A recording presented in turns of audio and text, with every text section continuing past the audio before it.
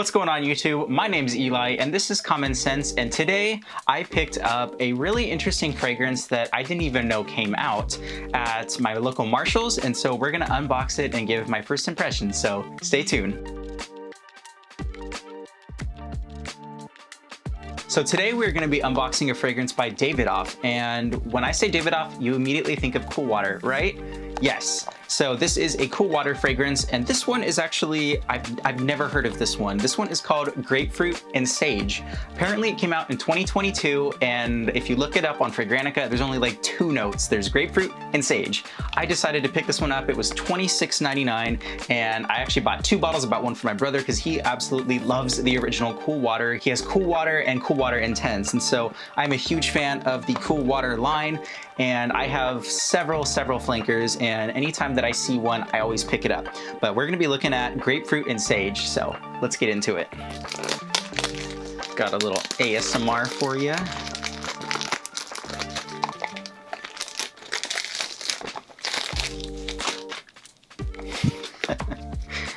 So if you look at this packaging, you'll notice something very interesting. It's kind of like a card, like a very soft paper matte material, and it looks like they're really going for this sort of like environmentally friendly packaging in this, and that's very interesting. It's containing 90% ingredients from natural origin. It's naturally derived alcohol, and it's also made with sustainable packaging. So that's a win for Davidoff. That's really cool. But I'm sure you're all interested in what the bottle looks like and how it smells. So here is the bottle.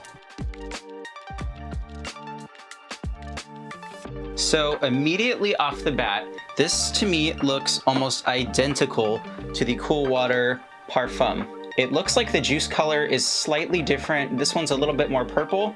In fact, oh, my light died. Nice. But it looks like these are very similar, and hopefully they smell different. That's all I can say. So we're just gonna go ahead and give this a little spray.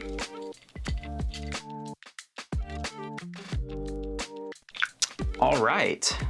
This definitely, I can kind of get it in the air, but I'm just gonna let this dry down for just a second.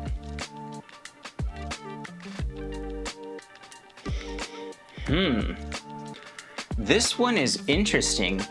So to my nose, I'm getting a little bit of the grapefruit citrus up top, but I'm also getting quite a bit of warmth. But this one's very interesting.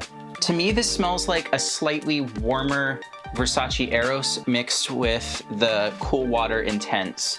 So you're getting some of those ambery notes, you're getting the grapefruit, you're getting a little bit of vetiver. After it kind of dries down, I'm actually getting a little bit of mint, ginger, and a bit of grapefruit up top. So it's going to be a little bit citrusy, a little bit similar to Versace Eros. And you also get a bit of sage and geranium in the middle. So you definitely have that grapefruit, you have the sage, and you also have some other kind of floral notes that it kind of transforms into. So it's a little bit clean, soapy, but at the same time, it's very warm and spicy, and it's just fresh warmth, if that makes sense. And then as it kind of dries down, I get a lot more vetiver, a little bit of amber, some musks, and actually a little bit of tonka. It smells kind of like Invictus, Cool Water Intense. Like I said, some of these fragrances that kind of follow that same kind of dark blue vibe, but I really dig this one. It's like they take a little bit from YSLY, Versace Eros. They take a little bit from Polo Ralph's Club. All of these kind of modern dark blue fragrances are kind of following this style, and I think it's definitely pleasing. This is actually not my favorite type of fragrance, but a lot of people are going to like this. It is definitely pleasing. You're gonna get compliments with this. You are definitely gonna be smelled.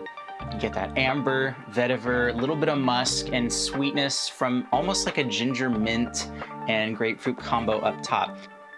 I personally wouldn't wear it like on a daily basis because, again, that's not really my style, but for a lot of people this is gonna do it. And there's a little bit of like a punch from that sort of musk, a little bit of an ambroxan almost. And that sage keeps things kind of light, and with the grapefruit it keeps it a little bit floral with that geranium. This just smells really good. And actually, as I'm smelling it a little bit more, it's starting to grow on me. I don't really particularly, like, it's not 100% doing it for me on the tester strip, but when you smell it on skin, it's starting to actually really open up and kind of project. And I imagine this one is gonna last quite a while because a lot of the flankers from Cool Water really project.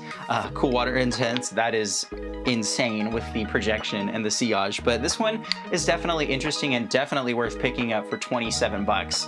I think I'm gonna definitely put this one into my rotation. It almost has a little bit of a similar vibe to kind of a cheaper one. It's a Hollister fragrance. It's Hollister Festival vibes.